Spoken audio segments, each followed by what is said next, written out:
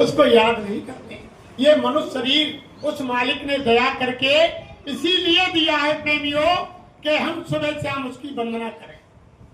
जो रामायण में गोसाई महाराज ने लिखा है कि कबहू की कृपा कर नर देई और ईश देत बिन हेत, यानी 84 लाख योनियों में भरने के बाद वो मालिक बहुत बड़ी दया करके और एक मौका आप हमको देता है कि मैं अब की बार तुमको ये मनुष्य होला, ये मानव तुम दे रहा हूँ और इसमें अपनी आत्मा को जगा करके किसी पूरे आत्मा के पास जाकर के उनसे रास्ता लेकर के और तुम्हारी आत्मा को जगा लेना और मेरे धाम को चले आना, फिर ये तुमको दोबारा मनुष्य शरीर नहीं मिलेगा। लेकिन हम आप मालिक की बात को मानते ही नहीं। हम तो आप रात दिन यानी संसार के कामों में लगे हुए हैं। और हमारे गुरु महाराज क्या कहते हैं, अरे बच्चा तुम भजन करो, यानी भजन से ही तुम्हारी सारी संसार की समस्याओं का समाधान होगा। जब तुम भजन करोगे तो घर में तकलीफ नहीं आएगी, बीमारी नहीं आएगी। अगर तुम भजन करोगे तो तुम्हारे घर में लड़ाई झगड़ा नहीं होगा। भजन करोगे तो तुम्हारे घर में सुख शांति रहेगी। भजन करोगे तो तुम्हारे घर में सुख समृद्धि रहेगी। भजन करोगे तो तुम्हारा लोक परलोक बनेगा। भजन करोगे तो तुम्हारी आत्मा का कल्याण होगा। यानी महात्मा कहते हैं सारे रास्ते भजन से सुलभ। तो गोसाई महाराज ने रामायण में लिखा है कि बार मथे घृत होई और सिकताते बरतेल और बिन हर भजन न भगत रही सिद्धांत अपेल। गोसाई महाराज ने पहले महात्माओं ने यानी कलम तोड़ के लिख दिया कि बार मथे घृत होए। गोसाई महाराज कह रहे हैं कि पानी के मथने से यानी रई चलाने से बिलोने से पानी में से घी नहीं निकल सकता, लेकिन गोसाई महाराज कह रहे हैं कि निकल भी सकता है। ये तो असंभव संभव हो सकता है। और सिकताते बरतेल यानी बालू के पेरने से तेल नहीं निकलता है। कोलू में यानी तुम स्पेलर में रेत को डाल दो, उसमें तेल नहीं निकलेगा। लेकिन गोसाई महाराज कह रहे हैं ये भी हो सकता है, निकल भी सकता है, लेकिन ये कदापि नहीं होगा कि बार मथे घृत हुए सिकताते बरतेल और बिन हर भजन न भवत रही सिद्धांत अपील। बिना परमात्मा के भजन के जीव का कल्याण नहीं, जीव की मुक्ति नहीं है। जब तक तुम भजन नहीं करोगे जीव की मुक्ति नहीं। रात दिन तुम कुछ भी करते रहो, पुकारते रहो, चिल्लाते रहो, भजन नहीं करोगे। भजन कोई यानी देखो प्रेमियों, भजन कोई ऐसी चीज तो है नहीं जो आप उसको कोई यानी खीर पूरी हो, कोई दाल बाटी चूरमा हो या कोई हलवा हो जो खा जाए। भजन का मतलब है कि भजने का नाम भजन। यहाँ से निकल चलो, भग चलो इस संसार से, उसको कहते हैं भजन।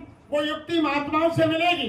जब इनसे आप युक्ति लेंगे और बैठ करके जब घर से यहाँ से संसार से निकलने की युक्ति महात्मा बताएंगे तब काम बनेगा। फिर ऐसे थोड़ी बनेगा। और हम तुम सब ये जानते हैं, रात दिन हम तुम के कर भला होगा भला और कर बुरा होगा, जानते ना, सब इंसान जानता है, लेकिन फिर भी हम नहीं मानते।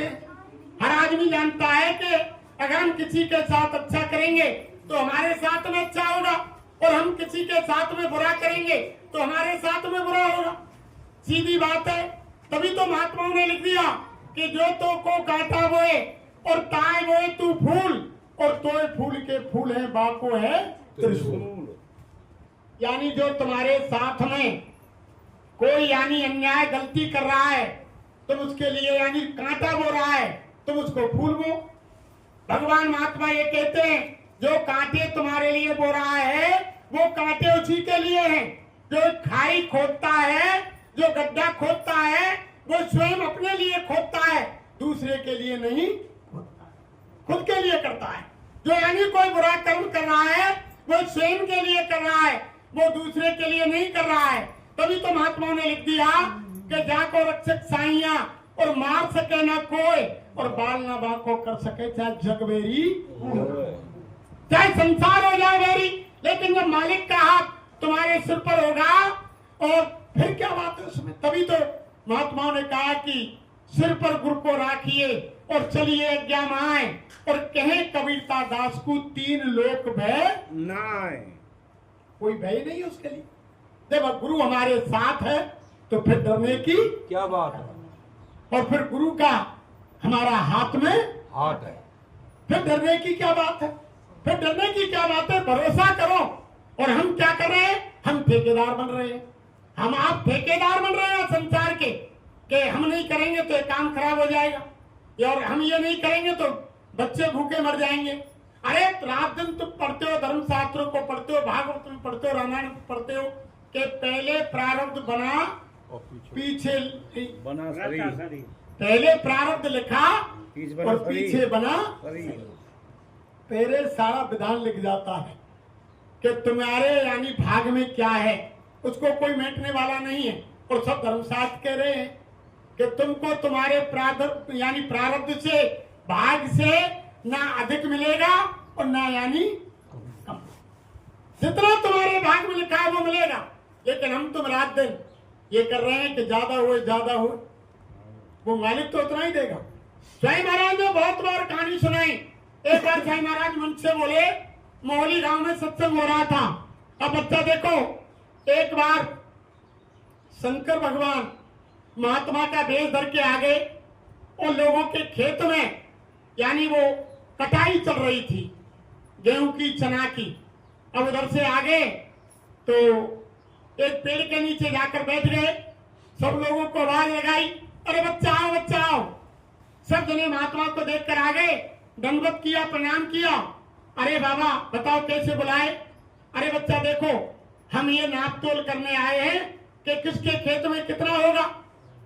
तो बाबा बताओ मेरे खेत में कितना होगा, मेरे में कितना होगा। सबने वह कहा, जितने भी वहां कटाई कर रहे थे उनमें एक चोर भी था प्रेमी। अब सबको जैसे महात्मा ने बताया कि तुम्हारे खेत में 100 मन होगा, तुम्हारे में 50 मन होगा, तुम्हारे में 200 मन होगा, तुम्हारे में 20 मन होगा, तुम्हारे में 40 मन होगा। सबने लिख लिया। फिर गांव के लोग बोले कि महात्मा जी फिर हमें मालूम कैसे पड़ेगा। अरे जब तुम इसको काट करके और कूट पीट के निकाल के तैयार करेंगे फिर मैं आऊंगा। तुम तोल के रखना, ना एक कम बैठेगा ना ज्यादा बैठेगा, जो मैं बता रहा हूं उतना बैठेगा। अब उधर महात्मा जी चले गए। अब सबने यानी अपनी फसल काटी, खलिहान में लगाई और निकाल करके घर में रखी।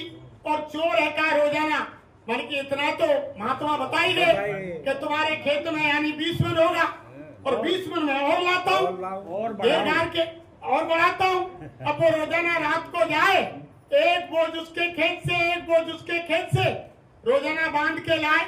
उसने यानी बहुत बड़ा ढेर लगा दिया।